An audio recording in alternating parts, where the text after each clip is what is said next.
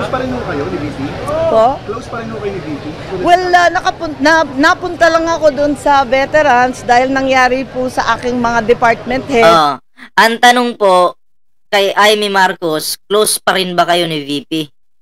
Iniwasan niya yung tanong. So, isa lang maliwanag sa akin dito. Kasi maliwanag po yung tanong eh. Close pa rin po ba kayo ni VP? Ulitin po natin ha. Ulitin natin. Ito yung tanong ha. Close pa rin ho kayo ni VP? Oo. Close pa rin ho kayo ni VP? Po? Close pa rin ho kayo ni VP?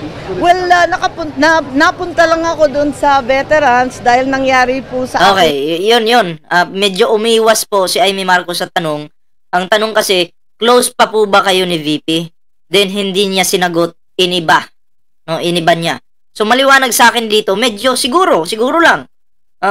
Baka nagkakalabuan sila. Kasi malaking issue yan kung yes or no yung sagot niya.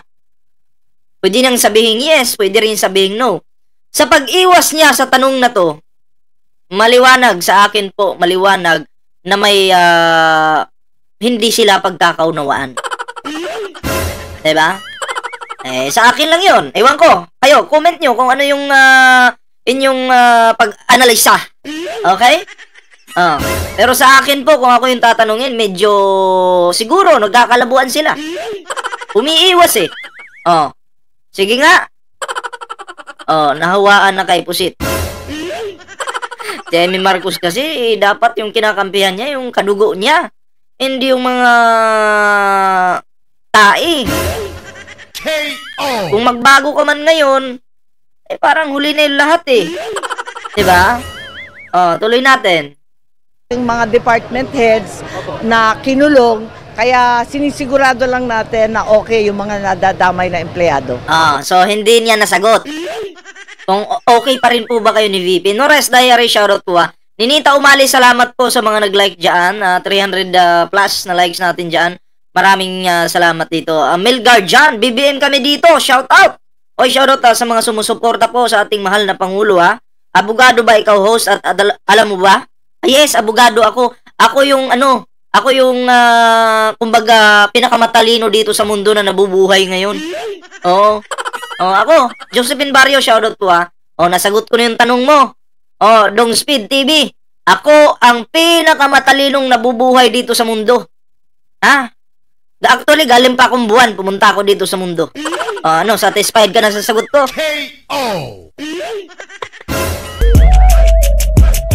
Okay ba? Okay ba? Pwede na pala mag-host si Tarzan. Huwag kang mag-alala. Hindi lang ako si Tarzan, si Batman pa. Diba? Huwag kang hindi ko nga alam na pati unggoy pala nagko-comment na dyan marunong nang mag-YouTube Ay, nako po. Ay, natuto na rin mag-YouTube yung unggoy. Ay, shoutout kay kay Conrado Ramos. Tuloy natin to. Thank you. Senator, ano po yung reaction niyo sa sinabi po ni VP Sara na ang pamilya daw po yung may pakana daw po ng pagpatay kay Nini Aquino? Ay, nako, hindi muna ako nakikinig. Kaya nga, nagdeklara ako na nung una pa.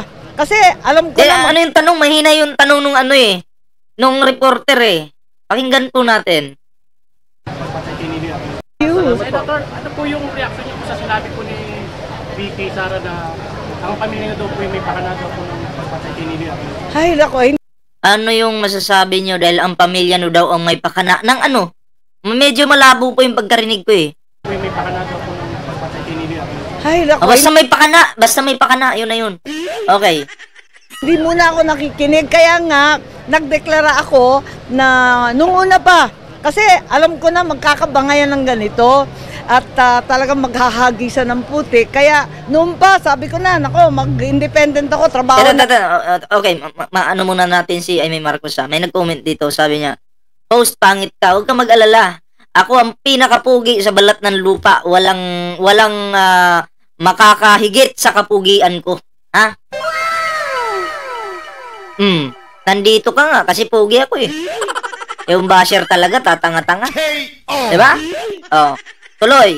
na lang. Dahil ayoko masali dyan. Masakit sa kalooban, tapos madadamay ka pa. Nako, iwas na lang. Trabaho muna tayo sa palengke muna, sa mga lola muna. Si Amy Marcos biglang tahimik ngayon, ano? Biglang tahimik ngayon. Okay yan. Dapat talaga, trabaho talaga. Hindi ka makikisali dyan sa mga bangayan na yan, di ba? Dapat nga, sumusuporta ka. Kung sino yung sinisiraan, suportahan mo. Di ba? At sa pamimigay ng mga titulo, yung mga CLOA sa ating Agrarian Reform Beneficiaries, kasi batas ko yun eh. Kaya tuwan-tuwa ako, nabibigay natin yung mga titulo matapos ang 5 dekada mahigit ng land reform. Sa wakas, mabibigay na ng libre, wala ng utang, zero balance na ang ating magsasaka. At least, kung titingnan natin si Amy Marcos nagtatrabaho talaga. Sa ngayon, nakikita natin nagtatrabaho siya kumpara sa Vice President. Walang trabahong ginagawa. KO! Diba? Nakakahiya. Senator, ano po ang birthday wish ninyo hindi lang sa Pampanga, pati po sa mga Pilipino? Ano po ang birthday wish ninyo? Nako, ang birthday wish ko, di ba nanonood tayo ng America? Ay, shoutout Tol Banat Boy. Support, subscribe po natin yan, si Banat Boy. Ayan, isa po yan sa sumusuporta sa ating administrasyon ngayon. Ayan. Oo. Galit po yan si Banat Boy sa mga taong nanghihingi ng pa-GCash tapos itutulong ko, no. Galit po yan sa mga yung mga may PayPal account na manlilimos,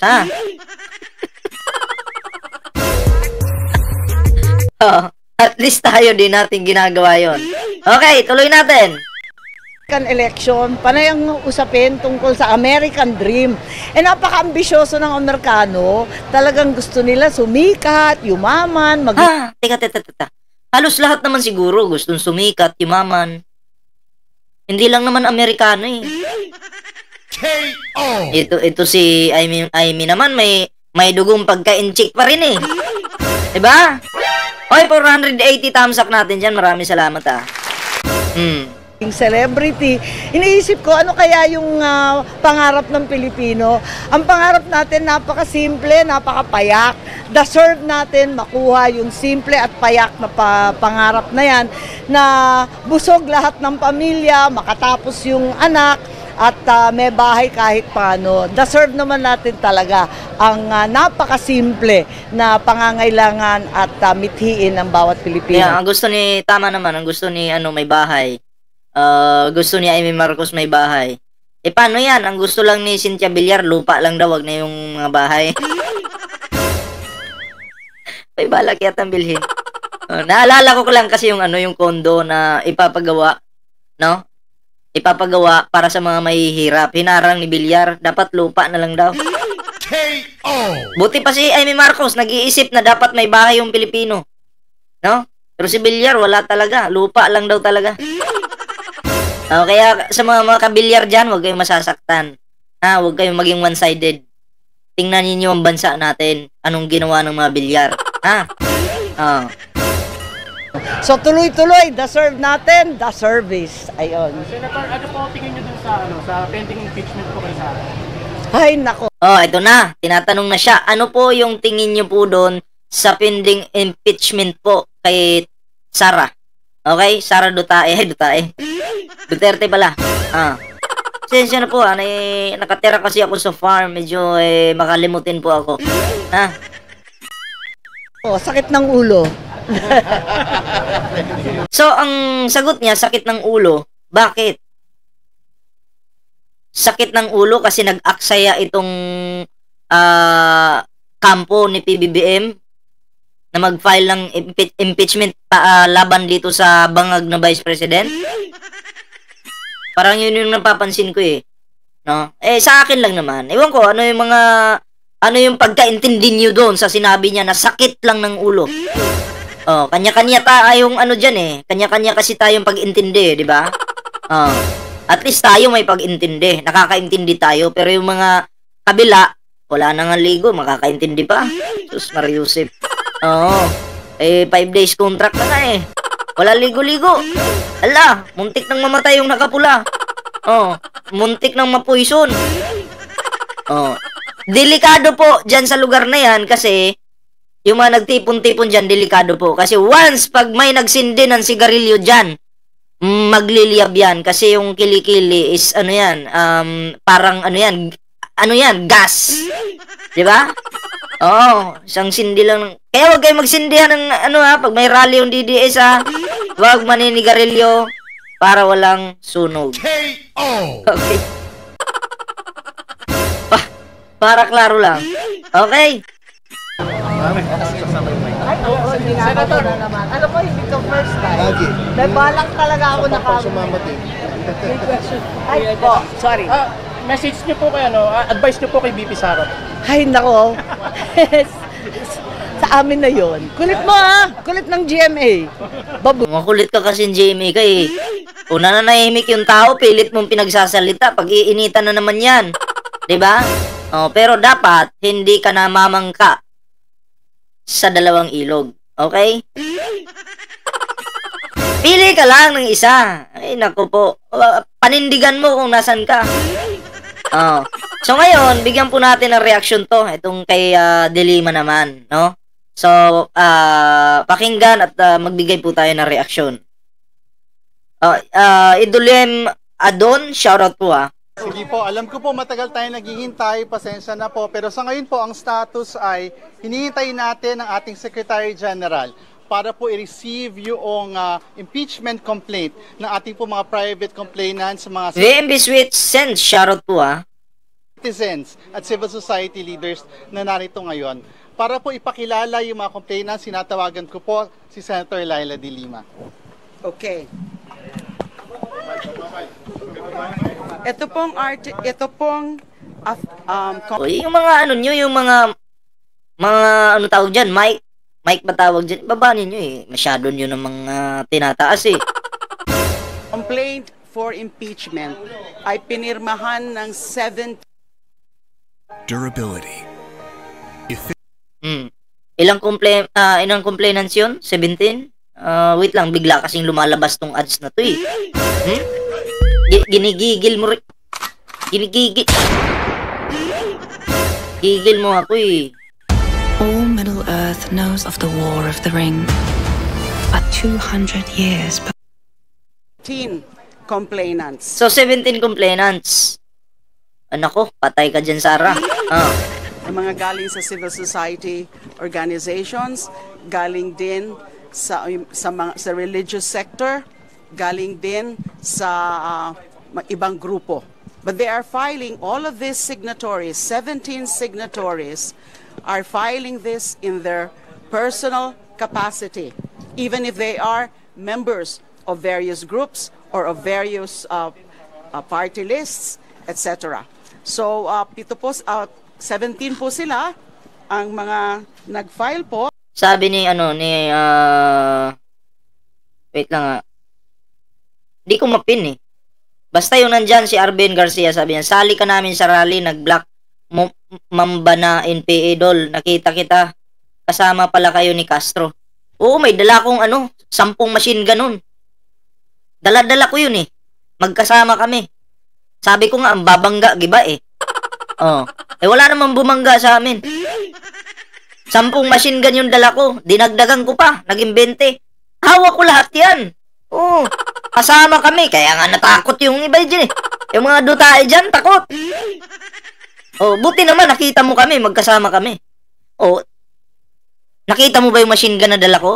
Aba. Rat-rating ko sana yung babangga eh. Wala. Natakot sila. Joy Villamera, shoutout po sa iyo.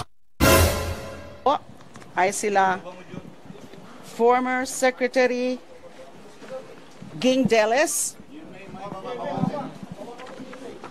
Papangalanan niya yung mga dyan 17 complainants.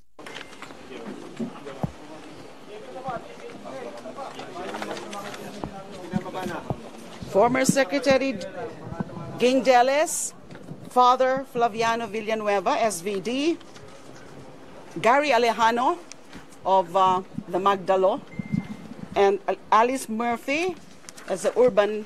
Iputok mulod sa mukha ni Digong. Grabe naman. Kawawa naman yung matanda. Kayo naman, kawawa na nga, kinakawawa nyo pa. Diba? Kasundo TV, shoutout sa iyo, ha. Poor group.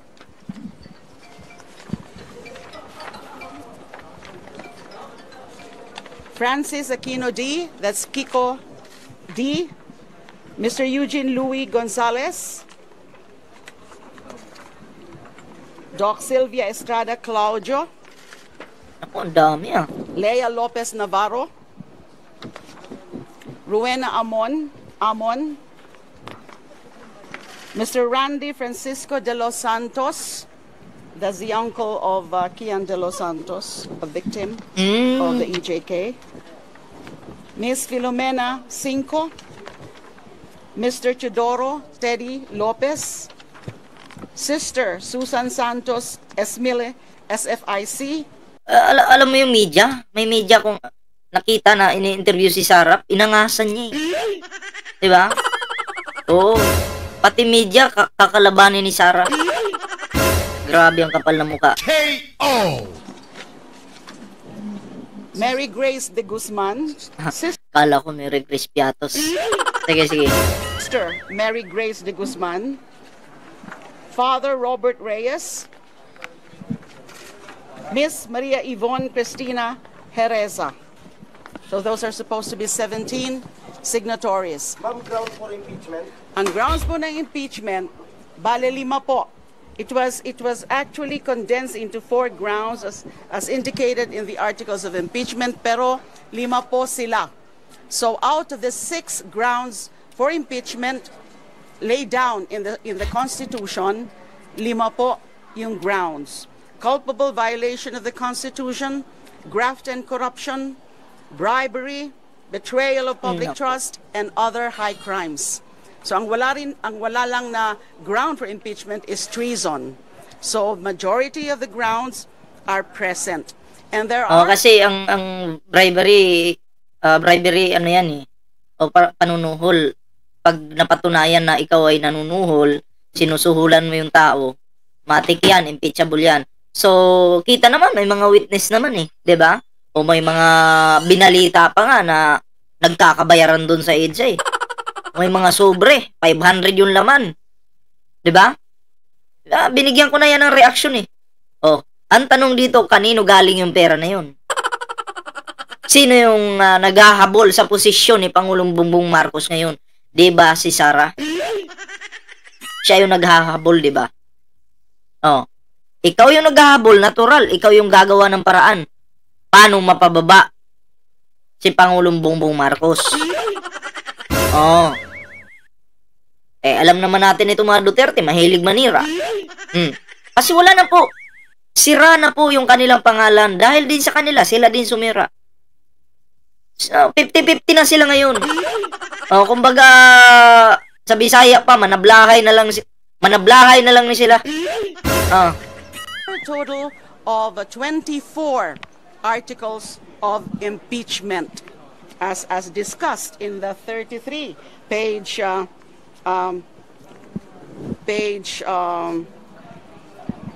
complaint. So, pa-shout out naman dyan, Nestor Broses, thanks sa vlogs nyo. Marie Rose Rodriguez, shoutout po, ah. Sabi dito, humagulgol sa iyak ang walang kinatatakutan. Ganito kasi yan. Si Sara Duterte, grabe po ang kabog ng atay niyan ngayon. Alam nyo kung bakit. Matapang siya sa media, pag ini-interview, nagtatapang-tapangan. Pero pag natutulog na yan, napapaiyak na lang yan sa mga nangyayari sa buhay niya ngayon. Sa buhay nila. Hindi na po makatulog ng maayos yan. 'Di ba? Dahil sa kakaisip na paano kapag ako na-impeach na, patong-patong na kaso ang darating sa akin. K.O. Pag yan si Sara na-impeach, pag na-impeach yan, ang mangyayari, kakasuhan, patong-patong ngayon. Pag hindi pa siya nagpakita, mawawaran siya. Pag yan nawaran si Sara Duterte, magtatago po yan. Yan yung nakikita ko dyan, eh. Alam nyo naman yung mga Duterte, yung mga grupo nila, mahilig magtago. Matigas yung ulo, hindi humaharap pag pinapatawag. O, pag hindi ka kasi pumunta, lalabasan ka ng warrant. O, ay paano yan? Yan talaga yung mangyayari dyan, in the future. O, abangan nyo yan, kasi manghuhula po ako. Next time, ayoko na mag-vlog, vlog, manghula na lang ako. Malaki yata yung kitaan sa sa panghuhula eh. Among the Ay, salamat po. 652 likes natin dyan. Maraming salamat. Huwag yung kalimutang mag-like ha, para hindi tayo floating. articles po are the misuse, the failure to account, the intel and confidential funds of both the Office of the Vice President and also of the Department of Education. And nandyan din po yung grounds like yung kanyang mga threats, yung kanyang May mga nagtatanong dito, hindi naman po kasi ako lawyer eh. No, hindi naman ako lawyer eh. Bakit hindi pa nakasuhan si Sara? Hindi ko lang alam kung pwedeng kasuhan yung pag vice presidente ka. Siguro aantayin mo nang ma-impeach yan bago kasuhan, 'di ba? Isa ngayon kasi kaya ko sanang sagutin yan kung lawyer lang po ako. Hindi man po kasi ako lawyer eh. Oo. Siguro, i-impeach muna nila yan at pag natanggal sa posisyon, dyan na yung kaso. 'Di ba? Yun pagkakaintindi ko dyan eh. Rants during the press con in October 18 and the second one in November 2024. Because these are very unbecoming and these are actually betrayal of public trust because these are also high crimes. Yung kanyang mga threats doon sa latest na mga rant niya o kanyang mga meltdown. Meron din as an article about her involvement also in the extrajudicial killings during her term as mayor of Davao City. There are other grounds. Let me just so that I can be very sure of this.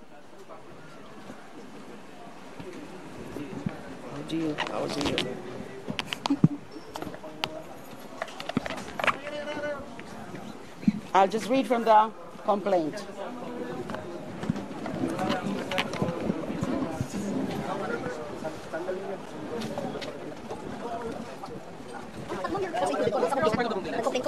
No, I did not sign as a complainant.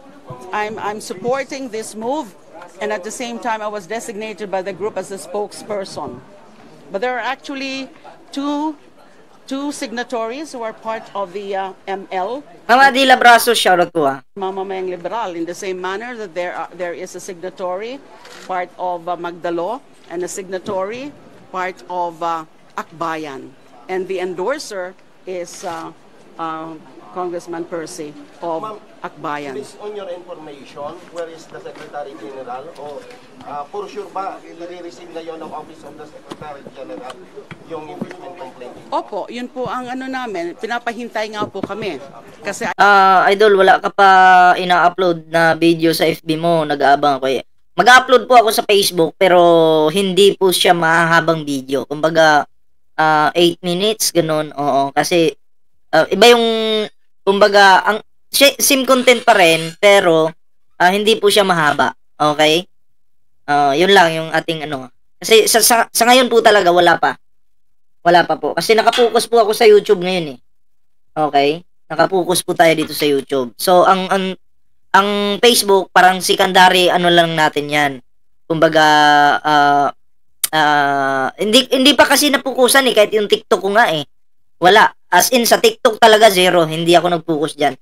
Facebook meron pero sa YouTube dito po ako nakapokus ngayon kasi andito yung mga andito yung mga didishits eh. Dito nagbabagsakan eh.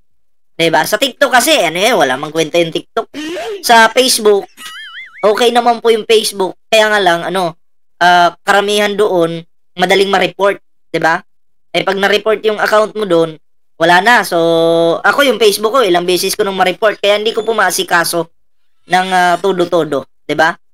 Oo, yun po yun. Yun po yung dahilan. Minsan pag good vibes na nga lang yung ina-upload ko sa Facebook ko eh. 'Di ba? O, pampagood vibes na lang po. Pero dito po tayo nagsiseryoso sa YouTube, 'di ba? Oo, kasi andito, no? Andito lahat ng mga DD shits. Sa TikTok, toxic 'yan. Walang kwenta doon. Oo. Isang comment mo lang, hindi ka kasi makabanat ng comment doon eh. Mag-comment ka lang, murahin mo yung mga animal na 'yan. Wala na, burado na yung yung comment mo. 'Di ba? Hindi mo magmura ka nga lang sa TikTok, wala na. Kumbaga kumbaga buburahin ni TikTok yung yung video mo. Ilang beses na po 'yan. Di ko kasi mapigilan eh, no? Napapamura talaga ako eh. I think he's attending to another official duty of his. So his staff told us to just wait for him. So this will definitely be Pawanita Subiro, shoutout po filed today. And then, you know, that another article is the respondent left DepEd with... Nanood po si Sara nito sa video na to. Okay, sa interview kay Delima. Nanood po si Sara. Alam mo yung ginawa ni Sara? One tissue. Punas dito. Punas dito. Punas dito. Sabay may sipon. Kasi stress na po siya. Stress na po siya. Kala ko ba malalakas yung mga Duterte. Bakit umiyak? Tumulo yung luha. Kasama yung sa Bisaya pa kugmo.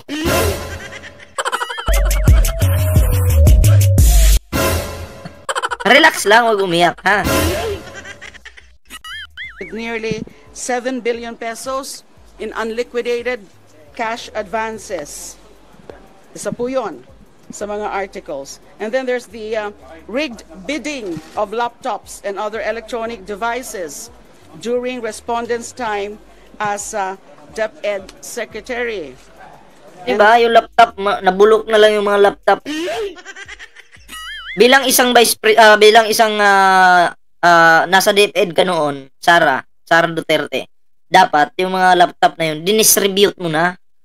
Wala po eh. Hinayaang mabulok eh. Diba? Akala ko ba mahal mo yung kabataan, sinusuportahan mo yung mga teacher, hanggang salita ka lang pala, walang gawa.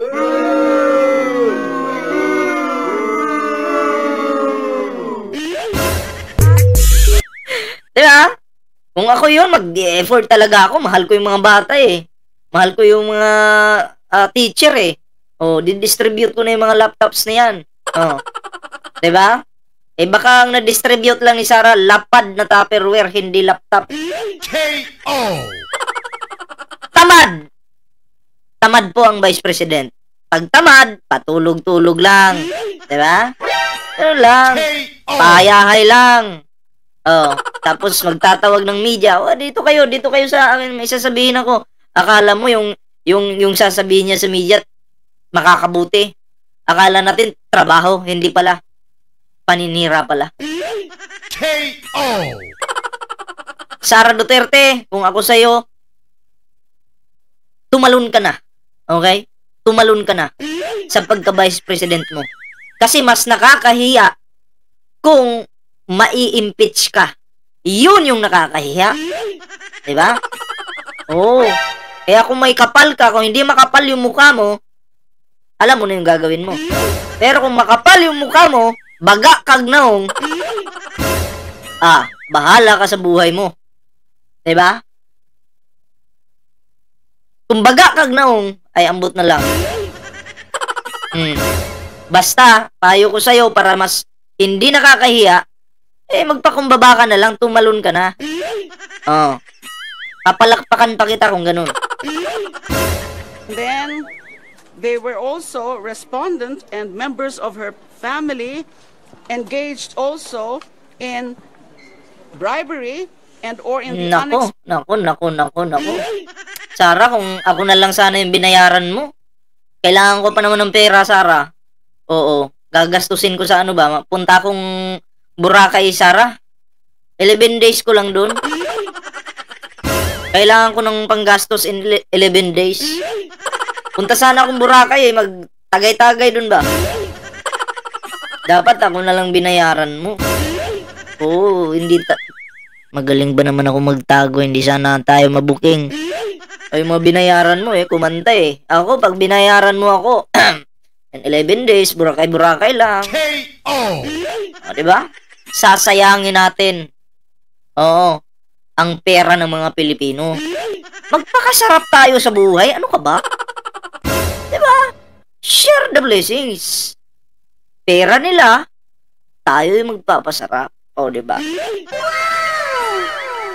Kaso, dun mo sa iba binayad O, binigay. O, yung mga na-interview dyan sa Quadcom, di ba? O, ayan, kinanta ka. Kung ako sana, hindi kita ikanta.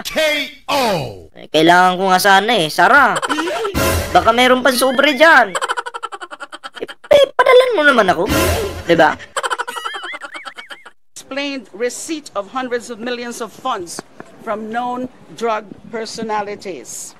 And then we also cited, the complainants also cited as among the articles of impeachment, the respondents' acts of coddling, defending, and otherwise acting as an enabler of... Baka shout idol, 125 million lang.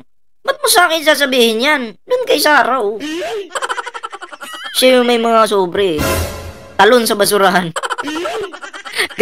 Grabe ka naman, papatalunin mo sa basurahan. Ang sama-sama mo naman, ha? Of Pastor Apollo Kibuloy. So we will be filing this, and it's good that the section is here already. How do you feel lang? Kasi si President... Yan na ang nalalapit na pagtatago. Malapit na talaga. Nakikita ko na sa sa ang unod-bukog.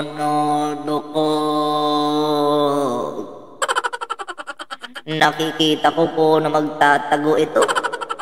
Kailang buwan na lang, baka nasa ibang bansa na po ito. Kaawaan niyo po ang Vice President na walang silbi. Mami Cho, shout out. Magandang gabi. Kuya Sid, nandyan pala. Nakikita ko po sa aking mga mata na itong walang silbing Vice President natin ay magtatago. Kaawaan niyo po itong taong ito. Sana po ay panindigan niya ang kanyang mga sinasabi. Buti nga sa'yo.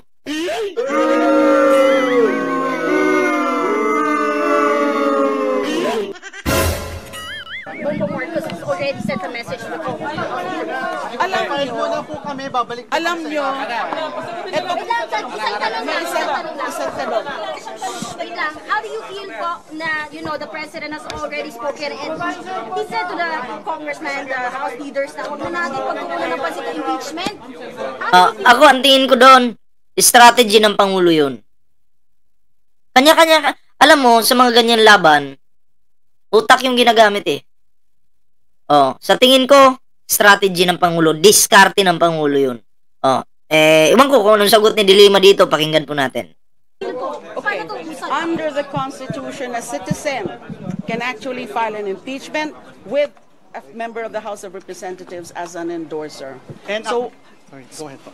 So, hindi namin tinitingnan yung mga ganyan because ayaw nga namin yan na maging, ma-perceive kami as favoring any of the political protagonists now, di ba? Talagang decision po ito ng mga individual na mga nag-file coming from various groups. Ayaw naming kumumpas o sumama sa kung anuman na mga moves nila, ng mga nasa gobyerno ngayon, including the president. We cannot be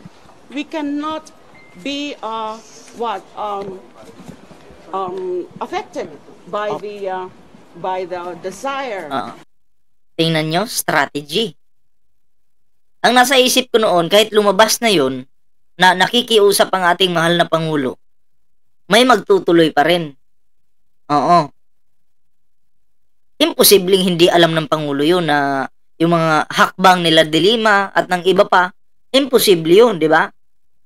Alam kong alam ng Pangulo yan. Kaya nga lang, strategy nga, di ba? To really make the Vice President accountable because that is in fact recognized by the Constitution. Kailangan mangibabaw ang batas, mangibabaw ang saligang batas.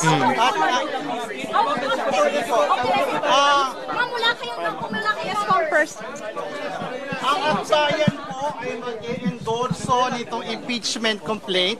Sa kabila po ng mga balita noong nakaraang linggo na may mga sinabi ang Malacanang at ilang political leaders na huwag daw pong ituloy. Linawin po natin, ang loyalty po ng mga kasama natin na mga civil society leaders ay sa taong bayan. Hindi po madidiktahan ang mga progresibong puwersa na gustong i-hold accountable si Vice President Sara Duterte. How hopeful are you, sir, na may number kayo? Kakaiba dumiskarte yung ating Pangulo, ano? Tahimik lang, akala mo umaatras. 'Di ba? Akala mo umaatras. Kaya maraming ang nagsabi, ano ka ngayon, BBM? Sabi ng mga DDSits, ano ka ngayon? Takot ka pala kay Sara eh. Halimbawa, bibigyan ko kayo ng sample. Ako, Pangulo. Pangulo ako ng Pilipinas. Ang gagawin ko, ipapa-impeach ngayon itong Vice President na si Sara. Ako ang Pangulo. Ang gagawin ko ganito.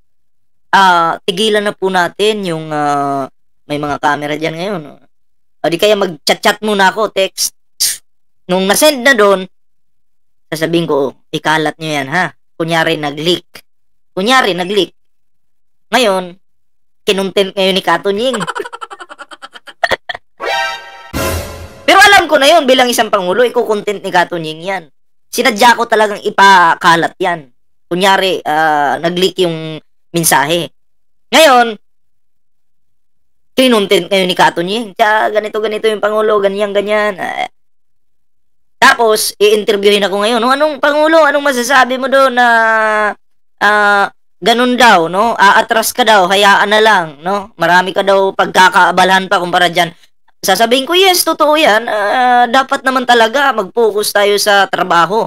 Kasi ako nagtatrabaho naman talaga. Focus tayo sa trabaho, ganito, ganyan. Pero yung underground na galaw ko, sinadya ko talaga yan na ipalik yung mensahe na yun para hindi maapektuhan yung pangalan ko. 'Di ba? Ang plano ko talaga ipa-impeach si Sara. May mga kausap na rin ako dito. No, ito ha. Nilabas ko na yung ko para wala akong sabit diyan. Kayong grupo na ngayon, kayo yung magpa-file ng impeachment complaint diyan kay Sara. Grupo kayo diyan ha. Huwag niyo akong isali diyan ha. Ganyan yan. Ganyan yung laro. Sa pagkakaintindi ko. 'Di ba? Ang galing ng ating mahal na Pangulo, 'di ba? Ngayon, hindi siya mabubutasan doon. Kahit pa may mga mag-analyze diyan na ganun yung nangyari, wala pa rin. Walang problema 'yun. 'Di ba? Kasi malinis yung pagkatrabaho. Tama? Ganun ang ating Pangulo katalino. Kumusta naman yung mga Duterte? May utak ba? Kinagat nga agad ng mga vlogger nila eh. Anong sabi? Tingnan mo, natakot si BBM. Naduwag pala eh. Hindi nila alam, pinasakay lang sila. Diba? Yan yung diskarte ng mga matatalinong presidente na tinatawag nyong walang alam. Weak leader. Weak leader pala ha. Hindi nyo alam, may underground na plano. Sa taas, aatras. Underground, aatake. Di ba? Yun yung mga diskarte. Sa araw na ito, we are here in the House of Representatives bravely supporting the petition of citizens kasi naniniwala tayo na kaya yung sinasabi nila na si PBBM hindi makikialam dyan sa sa ICC na yan. Oo, sinabi niya sa harapan ng media. Paano yung mga galawan ng ating Pangulo underground na hindi alam ng lahat? Baka hindi natin alam, si Sara Duterte tinatrabaho na pala. Tinatrabaho na para yung ICC, 'di ba? malay natin, communicate talaga yung ating mahal na Pangulo sa ICC. Wala tayong alam. Pero pag ini-interview ang ating Pangulo, ay hindi na ako makikialam dyan. Ha, ganun. O, ganun yung maririnig natin minsan, di ba? Kakaiba po ang ating mahal na Pangulong Bongbong Marcos mag-isip. Yung akala mo lang hakbang na ginagawa para sa kalaban, yun pala meron. Sa akin yun, ha? Sa akin pagkakaintindi, ha? Ito ay responsibilidad ng ating pong institusyon. They have to give this complaint a fair chance and a fair day in court. Mahalaga po itong impeachment complaint na ito para simulan na yung totoo na step process towards holding the Vice President accountable. Simple lang naman po ang kailangan natin tandaan. Kung hindi ngayon, kailan pa? May oras pa po ba? Magkakampanya na rin, sir. Pag naniniwala po tayo kapag gusto, may paraan. At yung paraan po na yon ay paraan para panagutin ang mga nang-aabuso sa kapangyarihan at ninanakawan ng taong bayan. Isa lang kayo na nag-endorse?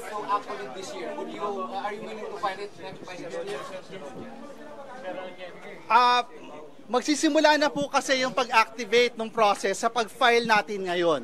No, and Congress will have to go through the process of referring it to the responsible committee, the Committee on Justice. As to the timeline, we leave it to the leadership of Congress. Pero kalakip nito yung reminder that we are duty-bound in this House of Representatives to give this complaint a fair day in court. But sir, it's a numbers game pa rin. Puro dakdak gawin na.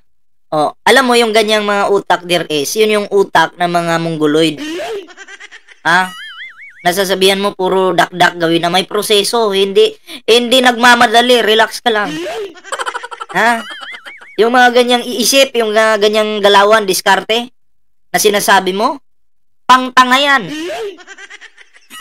May nakulayan pala akong tanga. Buti napansin kita, kulangot ka. Boss, punta po ba kayo sa December 7 sa EDSA Peace Rally? Ako kasi hati. 50-50 po ako kung makakapunta ba o hindi. Kasi, may party din kasi kami. Sabay. May nag-invite sa akin, 7. May Christmas party sa Manila. Sa amin dito, meron din. Tapos, meron din Peace Rally sa 7. Nagkasabay lahat. So, titimbangin ko pa po. Titimbangin ko muna. No? Kung makakapunta, pupunta po ako. Pero kung alanganin, hindi tayo makakapunta, 'di ba? Weng Vigayan, shoutout po ha. Salamat po sa iyong pakulay. Salamat po sa blessings. Ayan. So titingnan ko pa po sa December 7 kung makakapunta po ba tayo or hindi. Salamat po sa 881 likes natin dyan. Sa mga nag-like, maraming salamat po. Yan. Sumama ka na, Lods, para sulit kayo. So, 7 pa naman po. Ano pa lang tayo ngayon? 2 pa lang. So, marami pang araw para mapag-isipan niya, no? Kasabay kasi eh. Ay, naku. Oh, pero tingnan natin. Numbers din pa rin kasi siya. Ano yung numbers niyo? May numero ba kayo, sir? Naniniwala tayo na matindi yung merits ng ating impeachment complaint. At naniniwala din tayo dito sa mga kasama natin sa Kongreso, pag nakita nila na malakas itong ating complaint, malakas itong kasong ito, they will support it. I leave it at that one na po. Hatiin mo katawan mo, idol, para mapuntan mo lahat. Magkagibunsin na nga ako nito eh. Magpaturo ako kay Naruto kung paano magkagibunsin. Para mahati natin yung ating katawan.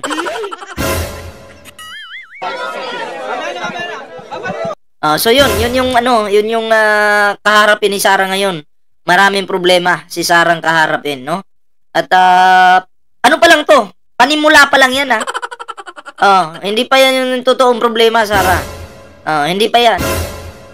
Ang hirap, alam nyo, ang hirap sa atin, walang pake sa mga Pilipino. Karamihan kasi tumatakbo lang sila para magpayaman, tumatakbong vice president para magpayaman, 'di ba? Wala talagang planong tulungan yung bansa. Ang tinutulungan lang nila yung mga kulto, sarili nila, mahal nila yung mga kulto. Oh. Ganun lang yung mga galawan ng mga walang kwentang mga leader. Oh. 'Di ba? Tingnan nyo nga eh. Ito, si Basti nga eh. Tingnan nyo doon sa Davao ngayon. Yung tauhan niya positive.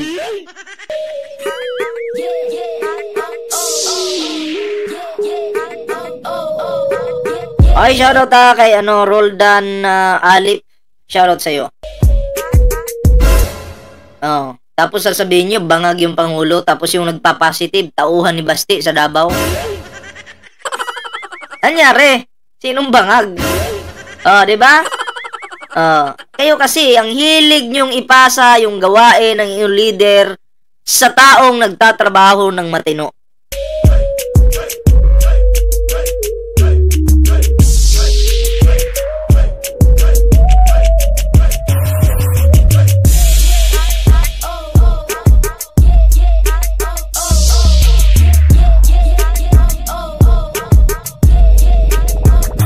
Wait lang. Shoutout kay Limar Castel. So, yan lang po yung ating ngayon, yung ating live ngayon. Maraming salamat po sa sumama sa ating live.